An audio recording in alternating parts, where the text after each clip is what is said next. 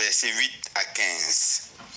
En ces jours-là, Étienne, rempli de la grâce et de la puissance de Dieu, accomplissait parmi le peuple des prodiges et des signes éclatants. Intervinrent alors certains gens de la synagogue dite affranchie, ainsi que des Syriens et des Alexandrins, et aussi des gens d'originaire de Cilicie et de la province d'Asie. Il se mit à discuter avec Étienne, mais sans pouvoir résister à la sagesse et à l'esprit qui le faisait parler.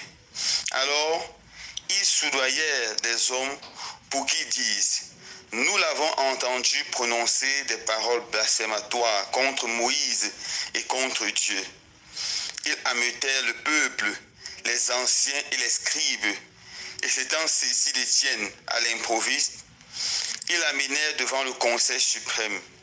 Il produisit des faux témoignages qui disaient: cet individu ne cesse de proférer des paroles contre le lieu saint et contre la loi. Nous l'avons entendu affirmer que ce Jésus de Nazareth détruirait le lieu saint et changerait les coutumes que Moïse nous a transmises. Tous ceux qui siégèrent au Conseil suprême avaient les yeux fixés sur Étienne, et ils virent que son visage était comme celui d'un ange. Parole du Seigneur. Nous rendons grâce à Dieu.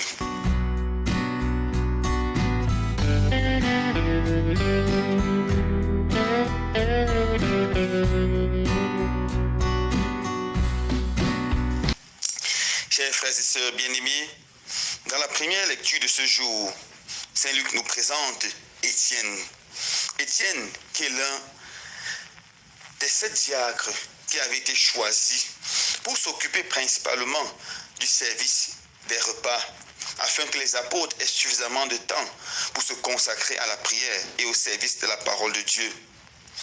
Ce qui avait motivé le choix des diacres, c'était leur ouverture au Saint-Esprit.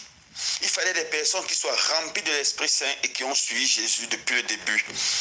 La première chose qui caractérisait Étienne, c'était que c'était un homme rempli de Saint-Esprit. Et puisqu'il était rempli du Saint-Esprit, il ne s'est pas limité seulement à être ministre des repas, à servir le peuple, mais il est très rapidement devenu un ministre efficace de la parole de Dieu. Il a commencé à proclamer la parole de Dieu avec beaucoup de force, beaucoup d'éloquence et beaucoup d'efficacité. La parole de Dieu qu'il proclamait était tellement forte, tellement puissante, que les miracles extraordinaires commençaient à se produire.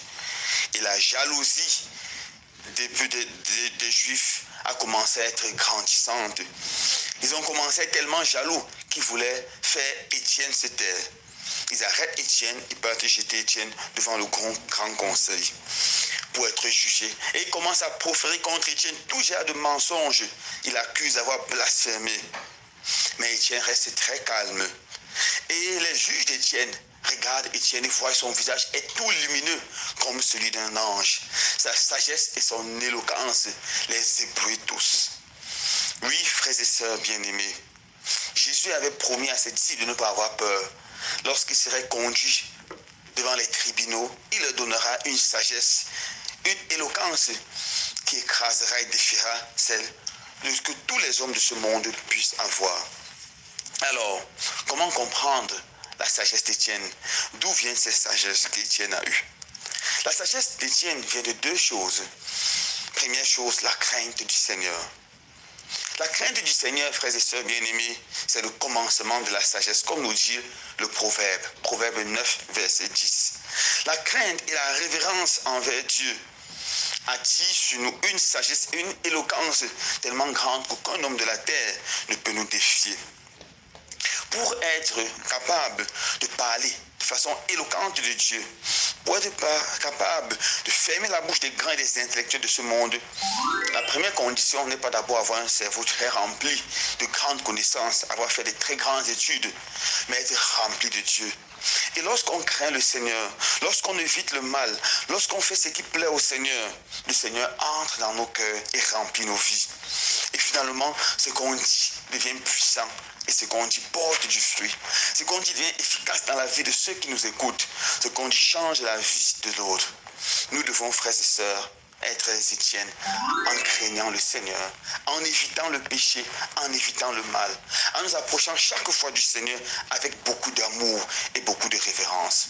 La deuxième condition pour être rempli de sagesse et d'éloquence, comme Étienne, une sagesse qui produit des miracles dans la vie des autres, dans la vie de ceux qui nous écoutent, c'est d'être rempli du Saint-Esprit. Étienne était un homme rempli du Saint-Esprit. Le Seigneur Jésus a dit avec beaucoup de force, ce n'est pas vous qui parlerez, c'est l'Esprit Saint qui parlera en vous.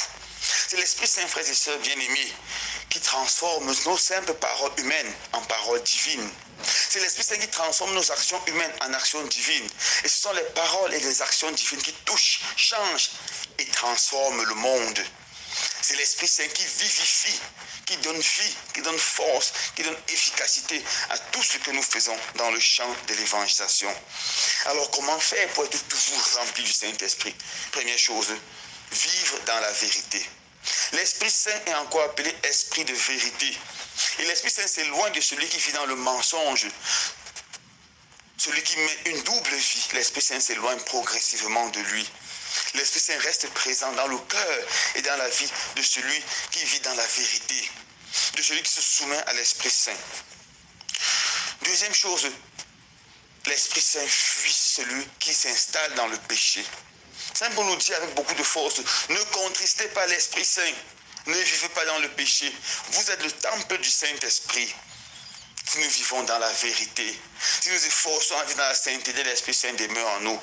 Si nous faisons régulièrement cette belle pratique, l'examen de conscience, si nous confessons régulièrement, si nous assistons à la messe avec dévotion, nous recevons l'Eucharistie avec joie, l'Esprit Saint vit en nous. Et dernière chose, pour que l'Esprit vienne en nous, nous devons être humbles. L'Esprit Saint résiste aux orgueilleux, mais l'Esprit Saint court vers les humbles. Nous regardons l'histoire sainte et nous allons nous rendre compte que c'est vrai. L'Esprit Saint vient dans Moïse avec force et puissance. La Bible nous dit qu'il était le plus humble de tous les enfants des hommes. Et dans le Nouveau Testament, nous voyons l'Esprit Saint qui habite la Vierge Marie avec plénitude, car elle était humble. L'Esprit Saint élève les humbles, mais renvoie les riches les mains vides. Que le Seigneur donne des grâces très importantes que nous voyons à Étienne, d'être des personnes qui craignent le Seigneur et d'être des personnes remplies de l'Esprit Saint, afin que nous puissions devenir des hommes éloquents qui par leurs paroles et par leur vie vont annoncer que le Christ est vivant, qu'il est ressuscité. Loué soit Jésus-Christ.